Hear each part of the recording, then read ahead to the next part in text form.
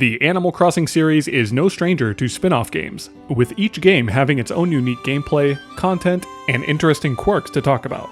A lot of these spin-off games are pretty underappreciated, but if nothing else, these games do have some interesting trivia attached to them. So let's discuss.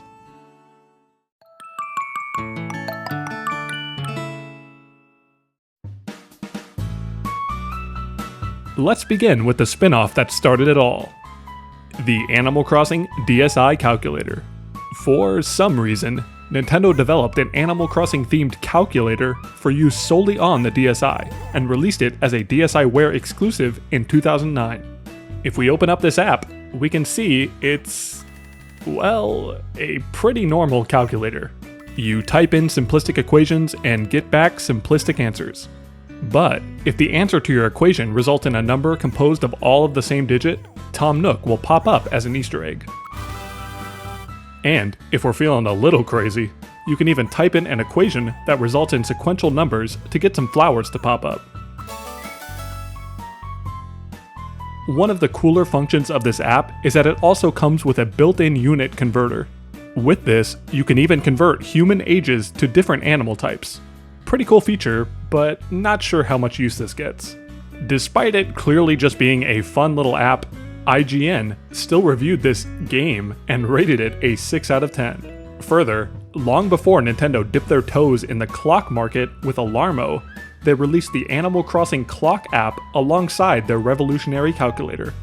This app displays either an analog clock based off City Folk's design, or a digital clock based off E+'s design. You can also set alarms and a special town tune theme to play at the top of every hour.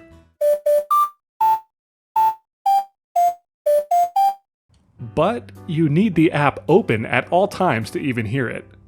IGN also reviewed this clock app pretty poorly, and I guess I'll have to agree here, since all you can really do is stare at the thing.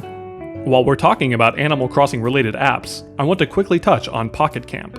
While Pocket Camp will be getting its own complete offline version, there are still aspects to this game that will be lost to time and no longer obtainable.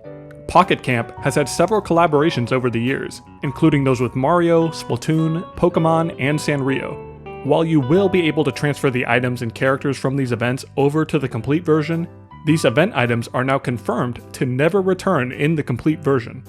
This means if you missed out on the event periods for these items or villagers, they are now permanently unobtainable, and you will never have a chance to legitimately obtain them ever again. This includes all of the items in the Eevee set, which only had a single 2-week event period in October 2018, meaning you would have to have obtained these items over 6 years ago to properly transfer them to the complete version.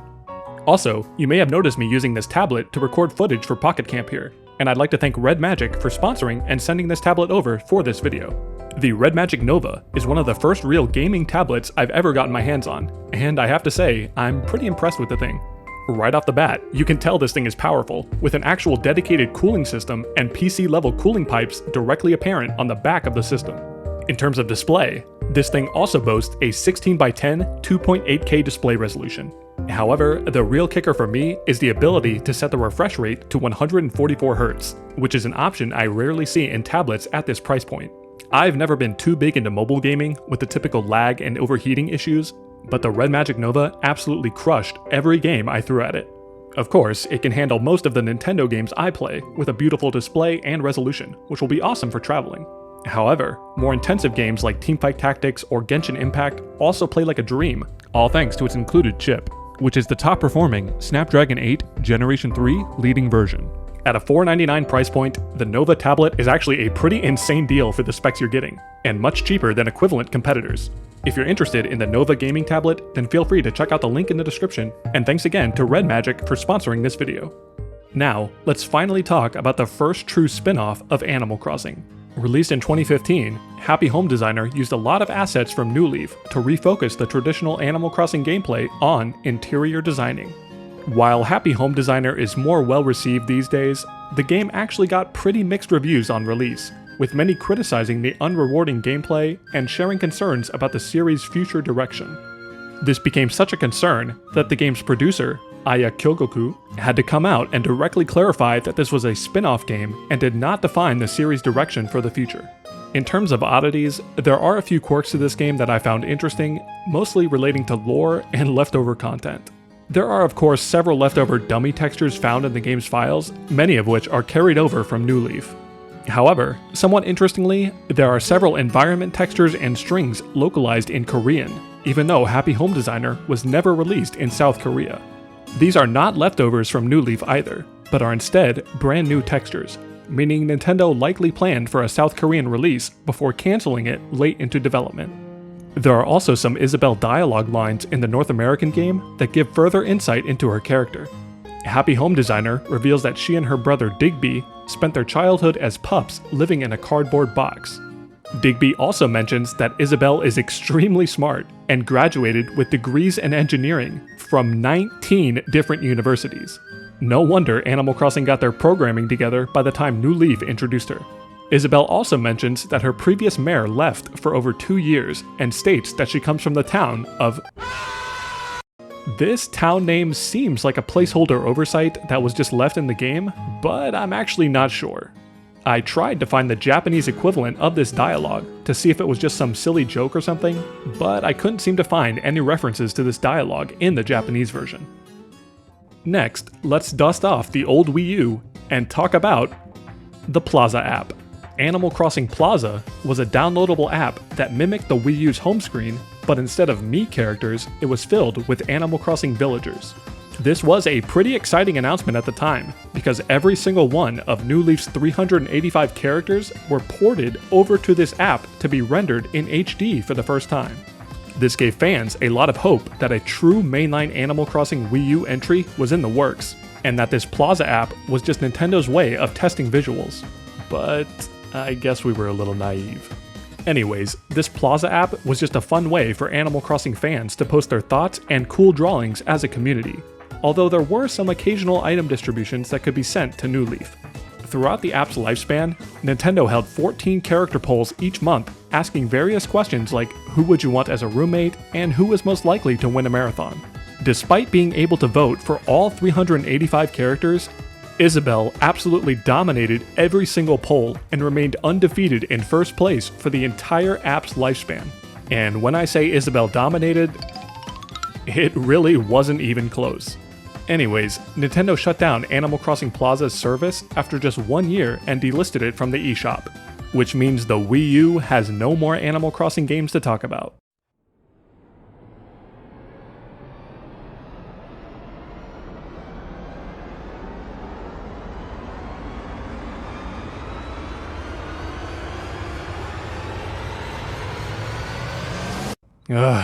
Fine, I'll talk about it. I've poked fun at Amiibo Festival a few times in the past, and I guess this game does have some fans, because I got a lot of comments defending the game every time I joked about it. Don't get me wrong, I don't think Amiibo Festival is the worst game ever made, but come on, when is the last time any of you have booted up this game and played it for more than 20 minutes?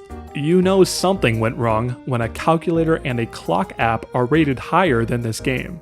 Even the reveal of this game was a bit of a disaster, with the E3 2015 reveal receiving an overwhelmingly negative response, so much so that Nintendo actually disabled comments on the video.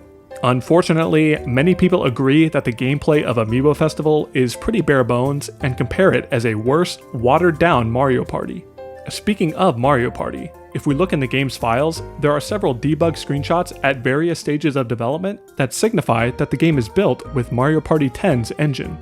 And this makes sense, since both games were developed by ND Cube. Some of these early screenshots are extremely crude, with tons of placeholder assets that show how the game looked before the game was graphically polished. Anyways, there isn't much more to say about Amiibo Festival that hasn't already been said before, but I will admit that some of the included minigames are pretty fun. Desert Island Escape in particular is a highlight of this game to me.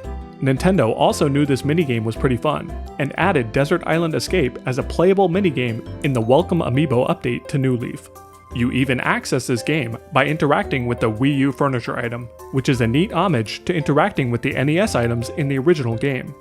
All this said, I actually doubt we see another Animal Crossing spin-off game anytime soon. I think Nintendo took the reception of their spin-offs to heart and perhaps made a good decision by releasing Happy Home Paradise as an add-on to New Horizons instead of a separate game. Despite their relatively mixed receptions, I do think the spin-off games hold their place in Animal Crossing's history and help move the main series forward, especially in terms of interior design and gameplay mechanics.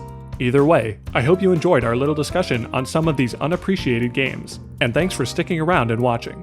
As always, I'd like to give special appreciation to my Patreon and YouTube members who support this channel. So shout out to Lunascape, Cynthia, Dylan Trudeau, Silly Marina, Villager, Tarumi, Vinny Diddy, Pidge01, Kai D, ComfyBoy404, Cass, Hornet, Japan Eat, Tammy's Head, Exploding Bears, Holly Molly, Idrin, Sitz, Zip, Bobby Nard, Comfy, Tenchi Prime, Goose Fart, Moggery, Puff, The Casual Perry, Fubbington, and Cray.